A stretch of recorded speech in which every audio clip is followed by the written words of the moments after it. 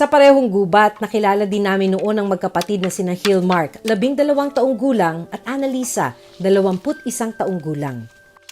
Pangtulos po nila sa mga sitaw, yan yung mga humahaba pong mga halaman. Yung iba din naman po, pinambabakod din po nila. Nailalagay din naman po namin ng 100 peraso po. Kasama nila sa paghahanap buhay sa gubat ang kanilang ama na si Egay at ina na si Lucinda. Kanya-kanyang pwesto ang buong pamilya sa paggagapas ng mga kawayan.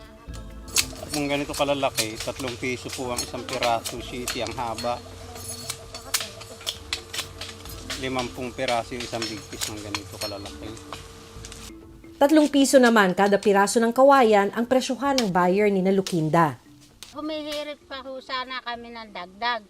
Ang sabi ho niya sa amin, kung magre-reklamo pa daw kami, maghahanap pa kami ng kadagdagan pa doon sa tres, ibinta na lang daw namin sa iba.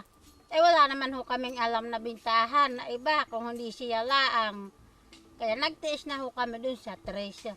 Pero kapansin-pansin na maingat si Annalisa habang naggagapas ng kawayan. Dito namin napag-alamang 2 buwang buntis na pala siya sa kanyang pangalawang anak. Medyo mahirap pero kinakaya naman po. Kasi nandyan po yung mga magulang ko, supportive po sa akin, tinutulungan nila ako sa pag-aalaga sa anak ko.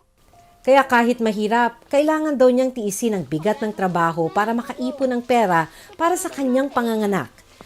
Medyo may takot din po kaso kung parang natatabon sa isip ko na napapatong talaga, ay di ko kailangang iasa to sa asawa ko.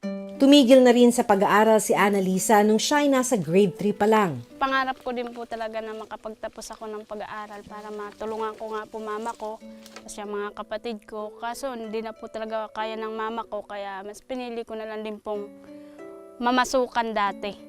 Pangarap niya raw sanang maging nurse. Mula nung pagkabata pa po ako, yun na po talaga ang bukang isip ko po talaga na pag ako talaga nakapagtapos, titiisin ko po ang hirap para maabot ko lang po yung pangarap ko.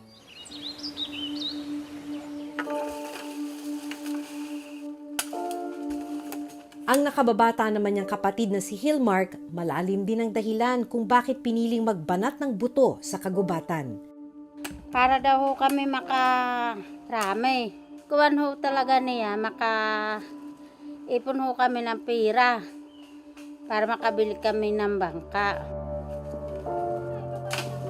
Ang bangka raw sana ang magiging service ni na Hilmark at ng mga kapatid papasok sa eskwelahan.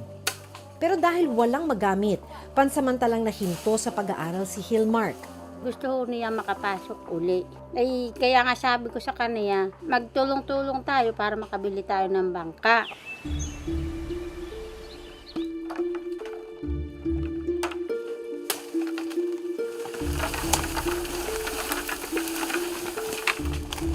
Matapos ang kalahating araw sa pagbubungkawi, nagdesisyon na ang pamilya na bumaba mula sa gubat para magpahinga. Dahil sa tanya mo, nakailang Nakailang bungkawi kayo ngayon? 20 po. Okay na yun sa inyo ngayon? Sa isang araw po naman namin nakaka-40 po kami. Ngayon na 20 na laang. Bukas, muli silang makikipagsapalaran sa kagubatan para makaipon ng daan-daan pang piraso ng kawayan.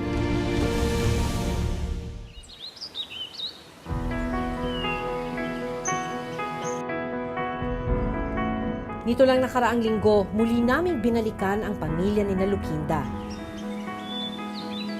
Pansamantala muna silang tumigil sa pagbubungkawi.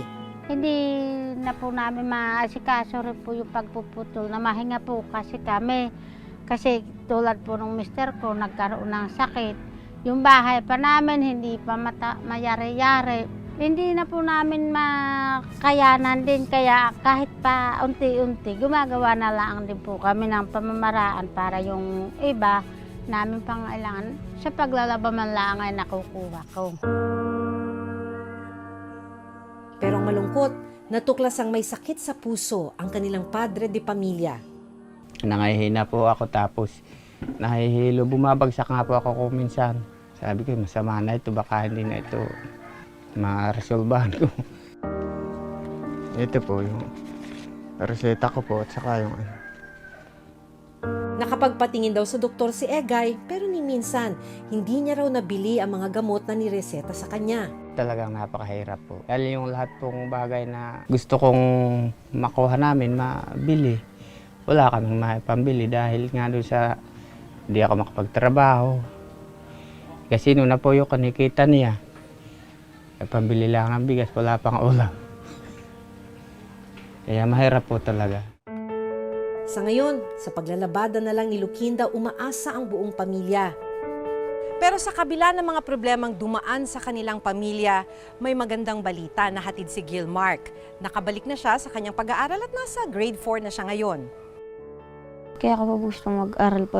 Gusto ko makapagtaos po. Gusto ko maging teacher po. Maibahagi ko po sa kanila yung natutunan ko po. Nanganak na rin ang kanyang ate na si Annalisa.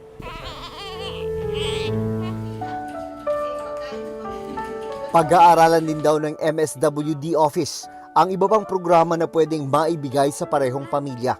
Si DSWD program po kasi yon, ipapa-verify ko po kung naisama na sila doon, malaki-laki po yung pwede nilang makuha doon. Basta maitawid lang po namin sana yung pang araw-araw lang po namin.